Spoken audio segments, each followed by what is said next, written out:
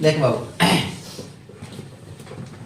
पिछला क्लास में हमने आपको बताया था, ये जब स्टार्ट किया था सबसे पहले आपको बताया था कि आपका जो केमिकल रिएक्शन है, रिएक्शन का मतलब होता है परिवर्तन। रिएक्शन का मतलब क्या होता है? परिवर्तन। परिवर्तन मतलब होता है चेंज, जिसमें बताया था चेंज आपका दो प्रकार का होता है, एक फिजिकल चेंज होता है और एक आपका केमिकल चेंज होता है। फिजिकल चेंज जो होता है वो होता है जिससे आपको जो है, जैसे कि आपको फिजिकल चेंज में हमने आपको बताया था जे कागज के पन्नों को टुकड़ों में बांटना, और केमिकल चेंज मतलब कागज के पन्नों को जलाना। तो कागज के पन्नों को अगर टुकड़ों में बांट देंगे तो क्या वो सोना का टुकड़ा हो जाएगा क्या? नहीं ना, वो क्या रहेगा? कागज का ही टुकड़ा रहेगा। लेकिन अगर हम क्या करते हैं कि अगर आपको केमिकल, अगर कागज के पेज को अगर हम जला देते हैं तो क्या फिर वो कागज का पेज रहेगा? नहीं ना रहेगा। वो क्या रहेगा?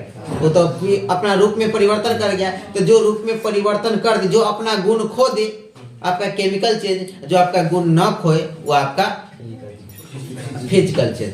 ये आपको केमिकल चेंज और फिजिकल चेंज का मैंने डिफिनेशन लिखा दिया था, दोनों में अंतर बता दिया था कि केमिकल चेंज अपना परिवर्तन रूप खो देता है और आपका फिजिकल चेंज नहीं होता है। केमिकल चेंज में नए पदार्थ का निर्माण होता है, फिजिकल चेंज में नए पदार्थ का निर्माण नहीं होता है। मैंने टोटल अंतर बता दिया था। अब आज की क्लास में हम लोग जानेंगे कि केमिकल रिएक्शन क्या होता है। तो अगर हम क्या करते हैं कि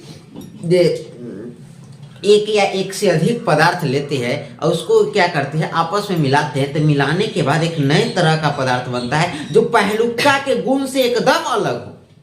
पहले जैसे कि पहले जो अलग अलग करके लिए थे, अगर हम क्या करते हैं, नीमक लेते हैं, चीनी लेते हैं और पानी लेते हैं और तीनों को मिलाएंगे, तो पहले पानी का स्वाद जो था, पहले सिर्फ चीनी का अलग स्वाद था और नमक का अलग स्वाद था। अब तीनों को मिला के वो तीसरे तरह का स्वाद आ जाएगा।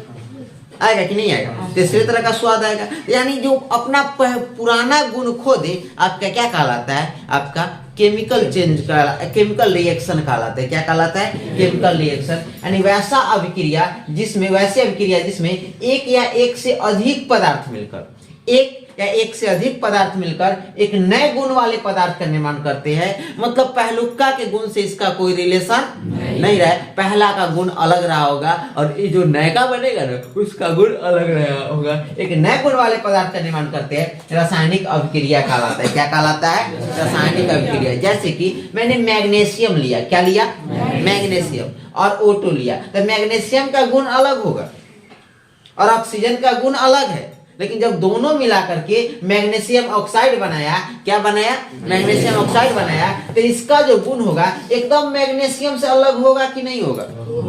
ऑक्सीजन से अलग होगा कि नहीं होगा? तो एक नया गुण वाला बना कि पुराना ही गुण रहा? नया गुण वाला बना। जब नया गुण बना तो दैट इज कॉल्ड क्या? Chemical reaction. यही तो आपको रासायनिक अभिक्रिया कहलाता है। इतना में कोई दिक्कत? आगे चलो। अब सी के पॉइंट में मैंने कुछ लिखा है। सी के पॉइंट मतलब चंद्रमा का पॉइंट नहीं समझिएगा। क्या? Concept knowledge point. चंद्रमा का पॉइंट नहीं होगा, इसका मतलब होगा कंसेप्ट नॉलेज पॉइंट। क्या होता है? कंसेप्ट नॉलेज पॉइंट होता है इसका मतलब। नहीं देखा है। हाँ, ये कंसेप्ट नॉलेज पॉइंट। अब कंसेप्ट नॉलेज पॉइंट में वैसा पॉइंट जो अभी आपको मैंने बताया ऊपर, जैसे कि ए पदार्थ और ए पदार्थ भाग लिया, क्या चीज में? केमिकल रिएक्शन में। और ये वो नया पदार्थ बना, तो ये भाग लेने वाला हुआ, ये नया का पदार्थ हुआ। कल तक जो किसी की दीदी थी, आज किसी की क्या है? भाभी है। यही बात नहीं है वो कि कल तक जो किसी की बहन थी, आज मेरी बीवी है, ऐसा मेरी नहीं। मतलब शादी के बाद तो हो ही नहीं जाएगी। तो बस यही चीज है कि कल तक जो किसी की दीदी थी, आज मेरी वाइफ है, या कल तक जो किसी की दीदी थी, आज मेरी क्या है? भाभी है। तो बस एक मतलब पुराना गुण से नए का गुण अंतर है कि नहीं है ना? यानी अब देखिए, तो ये भाग लेने वाला पदार्थ हुआ, नया का पदार्थ हुआ। तो देखिए, रासायनिक अभिक्रिया में भाग लेने वाले पदार्थ अभिकारक कहलाते हैं। रासायनिक अभिक्रिया में जो पदार्थ भाग लेंगे वो पदार्थ प्रायः क्या कहलाते हैं? अभिकारक कहलाते हैं। ऑब्जेक्टिव में पूछता है कि रासायनिक अभिक्रिया में भाग लेने वाले पदार्थ क्या कहलाते हैं? तो क्या कहलाते हैं? अभिकारक कहलाते हैं। उसके बाद तो ये तो भाग लिया, यही क्या है? नया वाला है। जो अब क्या लगती है, भाभी लगती है। हाँ, ये नयका वाला है, नयकी वाली है। तो नयकी वाली पर ध्यान देते हैं कि रासायनिक अभिक्रिया के फलस्वरूप बनने वाले नए पदार्थ, जो नया पदार्थ आया है, वो पदार्थ या तो प्रतिफल कहलाते हैं या उत्पाद कहलाते हैं। ऐसा मत समझे भावी कहलाते हैं नहीं तो वाइफ कहलाते नहीं, ये आपका प्रतिफल कहलाते हैं नहीं तो क्या कहलाते हैं। दोनों ऑप्शन देता है। जैसे कि इस बार मैं क्रैश कोर्स वाले में टेस्ट ले रहा था तो आप क्वेश्चन देखे होंगे, जे था जे रसायन जिसमें से 2MgO क्या कहलाते हैं, तो मैंने प्रतिफल हटा दिया था, मैंने ऑप्शन दिया था उत्पाद और लड़का से मार दिया किसमें, प्रतिफल भी था उत्पाद भी था, और एक ऑप्शन था A and C करके, तो A and C वाला मारना चाहिए क्योंकि उसको प्रतिफल भी कहते हैं और क्या कहते हैं, उत्पाद भी कहते हैं। यहाँ तक कोई दिक्कत, इधर चलते हैं। अब मैंने वही बताया कि रासायनिक अभिक्रिया के जो इस तरफ रहेगा लेफ्ट साइड, वो आपका क्या कहलाएगा, अभिकारक कहलाया जाएगा। जो उस तरफ रहेगा क्या कहलाएगा, प्रतिफल कहलाएगा। किसमें, रासायनिक अभिक्रिया में। यानी इसका डेफिनेशन जैसे आपका जैसे इस तरफ वाले अभिकारक कहलाते, उस तरफ क्या कहलाते, प्रतिफल कहलाते। किसमें, रासायनिक अभिक्रिया में। अब चलते हैं रासायनिक समीकरण, न्यू टॉपिक, क्योंकि आपका चैप्टर क्या है कि केमिकल रिएक्शन। तो केमिकल रिएक्शन जान गए। अब है केमिकल इक्वेशन। क्या है, केमिकल इक्वेशन। सबसे पहले तो जब हम चैप्टर ही नहीं समझेंगे, चैप्टर का नाम ही नहीं समझेंगे, तब तक हम अंदर के बारे में समझेंगे नहीं ना। तो हमने केमिकल रिएक्शन बता दिया है, अब एक और टॉपिक बन जाता है केमिकल इक्वेशन। तो केमिकल इक्वेशन समझ जाते। देखिए ये रासायनिक अभिक्रिया है, क्या है, रासायनिक अभिक्रिया। ये तीर चिन्ह क्या बता रहा है कि उड़ने वाला पुरनका है, अड़ने वाला क्या है, नयका है। तो ये जो पुरनका है और ये जो नयका है, तो इसमें क्या है, ये दोनों के बीच में एक प्रतीकात्मक चिन्ह है। कौन सा चिन्ह है, प्रतीकात्मक रूप है। यही प्रतीकात्मक रूप रासायनिक समीकरण कहलाता है। यही प्रतीकात्मक रूप क्या कहलाता है, रासायनिक समीकरण। देखिए रासायनिक अभिक्रिया के प्रतीकात्मक रूप को रासायनिक समीकरण कहा जाता है। वही बात है कि दूसरा बात है, वही बात है। देखिए इसमें भी समझिए आप, कार्बन का गुण अलग होगा। कि कार्बन जो है से इसकी दुनिया ही अलग है। इसमें एक गुण पाया जाता है, will you be my friend.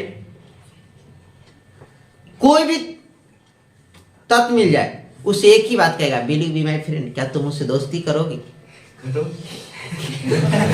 ये हाल है कार्बन का, स्थितियां है। कार्बन जो है ना आलू के समान है एकदम कन्फर्म। आलू का देखो, आलू गोभी, आलू मटर, आलू बैगन, आलू पालक, आलू परवल और आलू भिंडी। हाँ, आलू भिंडी मतलब उसको किसी के भी साथ मिला लो, एडजस्टमेंट कर लेता है। वही इसमें गुण पाया जाता है कि will you be my friend, क्या तुम मुझसे दोस्ती करोगे। तो अभी देखो कार्बन का गुण अलग है, ऑक्सीजन का गुण अलग है। जो ऑक्सीजन हम सांस लेने में करते हैं, जिसका उपयोग सांस लेने में हम लोग कितना % ऑक्सीजन लेते हैं, याद है। हम लोग सांस लेने में 78% नाइट्रोजन लेते हैं। 78% क्या लेते हैं, नाइट्रोजन। 21% हम लोग क्या लेते हैं, ऑक्सीजन लेते हैं। और उसके बाद कार्बन डाइऑक्साइड भी लेते हैं, वो आपको लेते हैं 0.03% हम लोग क्या लेते हैं, कार्बन डाइऑक्साइड लेते हैं सांस लेते वक्त। और छोड़ते वक्त हम लोग क्या करते हैं, नाइट्रोजन छोड़ते हैं 78%, ऑक्सीजन छोड़ते हैं आपको 17% और कार्बन डाइऑक्साइड छोड़ते हैं 4%। कितना, 4% छोड़ते हैं। अब ध्यान दीजिए, तो अभी कार्बन का गुण अलग है, ऑक्सीजन का गुण अलग है। देखो कार्बन डाइऑक्साइड दोनों से इसका हट के गुण है कि नहीं है। तो एक प्रकार से रासायनिक केमिकल रिएक्शन हो गया, लेकिन इसका जो बीच में जो प्रतीकात्मक रूप आया है, ये क्या कहला गया, रासायनिक समीकरण कहला गया। अब चलते हैं रासायनिक समीकरण के प्रकार। तो रासायनिक समीकरण मुख्यतः दो प्रकार का होता है। पहला होता है संतुलित रासायनिक समीकरण, बैलेंस केमिकल इक्वेशन।